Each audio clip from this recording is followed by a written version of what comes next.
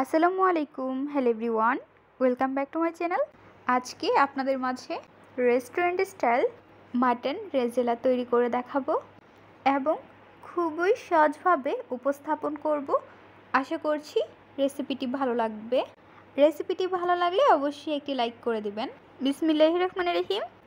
এখানে আমরা একটি বলের মধ্যে নিয়ে নিচ্ছি ধনিয়া পাতা, কাঁচামরিচ, গোলমরিচ, জিরা এবং এর মধ্যে দিয়ে দিচ্ছি অল্প পরিমাণ পানি। এখন আমরা ব্লেন্ড করে নেব। মাটনগুলো ভালোভাবে ধুয়ে নিয়েছি। ভালোভাবে ধুয়ে নিয়ে নেওয়ার পর চুলায় বসিয়ে দিচ্ছি একটি ননস্টিক ফ্রাই প্যান। এর মধ্যে দিয়ে দিচ্ছি সরিষার তেল। তেলটি ভালোভাবে গরম করে এর মধ্যে দিয়ে দিতে হবে মাটন উল্টিয়ে পাল্টিয়ে নাড়াচাড়া করে নিতে হবে। যখন এর মধ্যে কালার চেঞ্জ হয়ে যাবে 3 থেকে 4 মিনিট পর এর মধ্যে আমরা দিয়ে দিব পেঁয়াজ কুচি।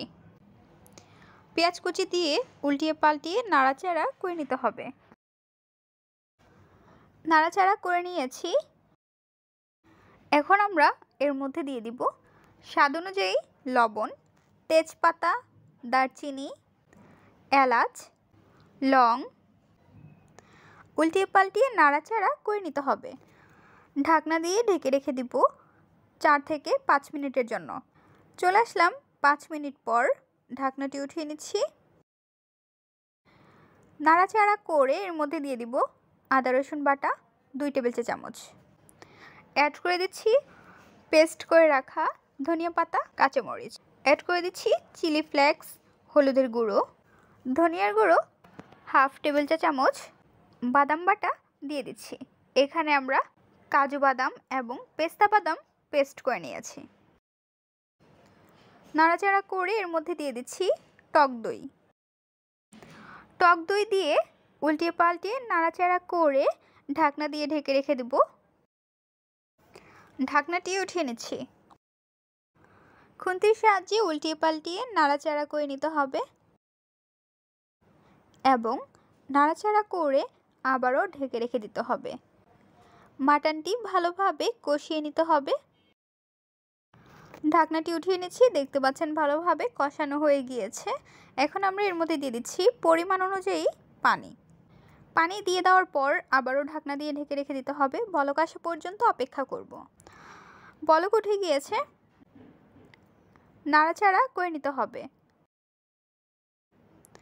নাড়াচাড়া করে আবারও ঢাকনা দিয়ে ঢেকে রেখে দেব। এখন আমরা নিয়ে নিচ্ছি দুধের মালাই। মালাইটি ভালোভাবে মিক্সড করে ঢাকনাটি উঠিয়ে নিচ্ছি এবং খাসির মাংসে অ্যাড করে দেব। নাড়াচাড়া করে নিতে হবে। নাড়াচাড়া করে আমরা চেক করে নিচ্ছি মাংসটি সিদ্ধ হয়েছে কিনা। দেখতে পাচ্ছেন মাংসটি প্রায় সিদ্ধ হয়ে গিয়েছে। এখন ঢাকনা দিয়ে ঢেকে রেখে দেব। চলে আসলাম 3 মিনিট পর। ঢাকনাটি উঠিয়ে নিচ্ছি। এখন এর মধ্যে দিয়ে দিচ্ছি আস্ত কাঁচামরিচ। কাঁচামরিচ দিয়ে উল্টিয়ে পাল্টিয়ে নাড়াচাড়া করে নিতে হবে। এখন এর মধ্যে দিয়ে দিচ্ছি ভাজা জিরের গুঁড়ো। ভাজা জিরের গুঁড়ো দিয়ে দেওয়ার পর ঢাকনা দিয়ে ঢেকে রেখে দিতে হবে। ঢাকনাটি উঠিয়ে নিচ্ছি। নাড়াচাড়া করে আবারও ঢাকনা দিয়ে ঢেকে রেখে দিতে হবে। মাটন রেসিপি প্রায় তৈরি করা হয়ে গিয়েছে। 3 থেকে 4 মিনিট পর যখন চারপাশে তেল উঠে আসবে তখন আমরা চুলাটি অফ করে নেব। চলে আসলাম 4 মিনিট পর। দেখতে পাচ্ছেন মাটন রেসিপি তৈরি করা হয়ে গিয়েছে। নাড়াচাড়া করে নিচ্ছি। এখন আমরা নামিয়ে পরিবেশন করে নিব। তৈরি হয়ে গেল মজাদার রেস্টুরেন্ট স্টাইল মাটন রেসিপি। এইভাবে আপনারাও খুবই সহজে ঝামেলা ছাড়া তৈরি করে নিতে পারেন। মাটন রেসিপি আপনাদের কাছে কেমন লেগেছে তা অবশ্যই জানিয়ে দেবেন আপনাদের মূল্যবান মতামতটি। ভিডিওটি যদি ভালো লাগে তাহলে অবশ্যই একটি লাইক করে দেবেন এবং সাবস্ক্রাইব করে আমাদের পাশে থাকবেন। আরও মজার মজার রেসিপি দেখার জন্য সবাইকে আমন্ত্রণ রইল। আজকের পর্বে এখানেই বিদায় নিচ্ছি গাইস। আসসালামু আলাইকুম। ভালো থাকবেন সবাই। আল্লাহ হাফেজ।